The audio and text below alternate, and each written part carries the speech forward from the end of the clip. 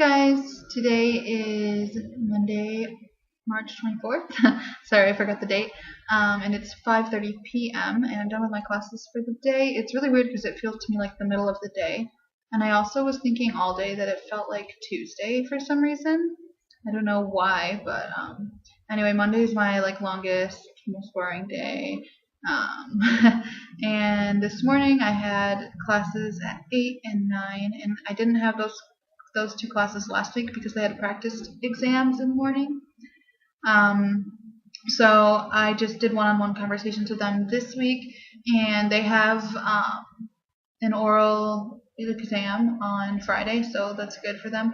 Unfortunately, I didn't get to finish with all of them, so I'll have to finish them next week, and that's too bad that they won't get to do it to practice before their exam. But I think the students that I did get to help, it's good for them, and it'll still be beneficial for them. So I did that this morning, and it went pretty well. They seem to enjoy just having some time to relax, and this time of year, they're kind of busy studying for exams and stuff, so I thought it was nice for them to have I talked to each one of them for about 8 minutes or something, so for them to have the rest of the class time to just relax and hang out. So and then I encourage them to speak in English during that time, but I can't monitor them while I'm talking to one student, so whatever.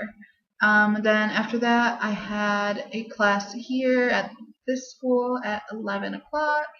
And my friend Chloe stayed with me last night, so she was still here until the afternoon. She left in the afternoon because she had a class at 3. And then, so I had my class at 11 o'clock, and I talked to the students individually, in pairs, and I only got through 3 pairs of students. So I talked to each pair for about 15 minutes. And I really enjoy speaking one-on-one with them. I think I might have mentioned this last week, but I wish that I had done it earlier. I think if you have as much freedom as I did with your classes, it's a really good idea to get to know them one-on-one. And I asked my students to introduce themselves to me the first day of class, but they just did it in front of the whole class. And looking back, I wish that I would have done it one-on-one, 10 minutes with each student, or even 5 minutes, just to get to know them. And I think it would help with remembering their names a little bit better, and just remembering what their interests are and stuff like that. So with that class, I spoke with those 3 pairs of students. Then I came back here and had lunch and stuff, and then Chloe went home. And then I had another class at 3 p.m. And it's a small class, so it's only 10 students. And last week I finished all the one-on-one conversations with them. It was the only class that I got through all the one-on-one conversations with. And so this week I had to find something else for them to do, and it worked out pretty well actually in Michigan, where I'm from, this weekend. On Friday they repealed the ban on gay marriage. So on Saturday, a bunch of couples were able to go and get married, and then on Saturday evening, they were like, oh wait, nope, you can't. So they put a stay on that new legislature, and so now there's a big thing with will gay people be able to get married or not, and will the marriages that occurred on Saturday be considered valid or not. So I found a pretty long article about it, and my class, we read it out loud together, and I had the students read. So I had each student read 2 paragraphs, and after each one read, we kind of recapped what had been read. I think it works really well to recap and explain as you read, because if the students don't understand, then they get more and more lost, and they stop paying attention as you're reading together. So it's also a good way to explain vocabulary and expressions as you come across them, because if you go back, then they're kind of out of context and they're not paying as close of attention. So we did that, and they seemed pretty interested. If you didn't know, gay marriage is legal in France now, and all of my students were like, well, yeah, it should be legal.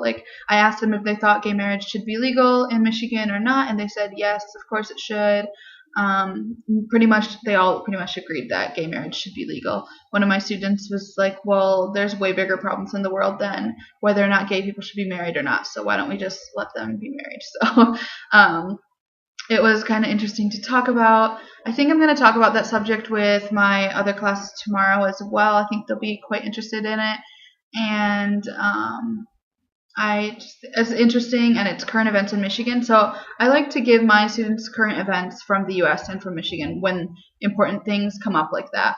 And I just had, at the end, I had some comprehension questions for them to do, and we answered them together. And then I had one student who I didn't have time for one-on-one conversation with last week, so I just talked with him the last couple minutes of class. So that's what I did with my classes today. And for the rest of the week, I think I'm going to have one-on-one conversations with them again, because I only got through about half the students in most of my classes. So hopefully I'll be able to finish up with those.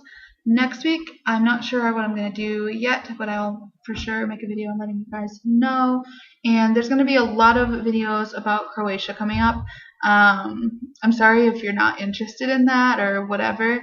I'm trying to space them out a little so it's just not like a flood of videos, so you have time to like watch them or whatever. So hopefully you guys will be interested in those.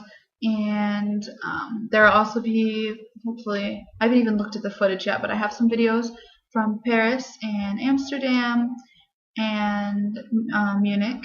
So I'll be putting those up as well. And I think I'm going to be doing a couple videos about Paris.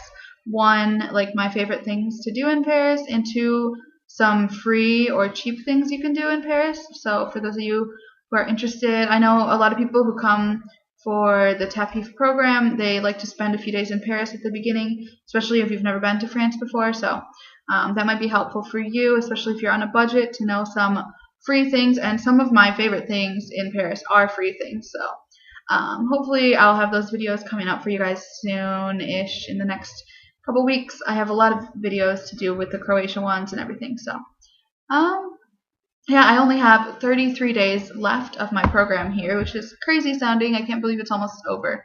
And then I will be traveling with my mom for 2 weeks in Italy and in France. So that's going to be super fun. I'm really excited, but it's crazy to think I'm going to be having like long traveling vacations again in like a month when I just got done with that. So yeah, anyways, that's going to be all for this week. I'm also thinking I will do a Q&A video soon. So if you have any questions, you can go ahead and post them on this video.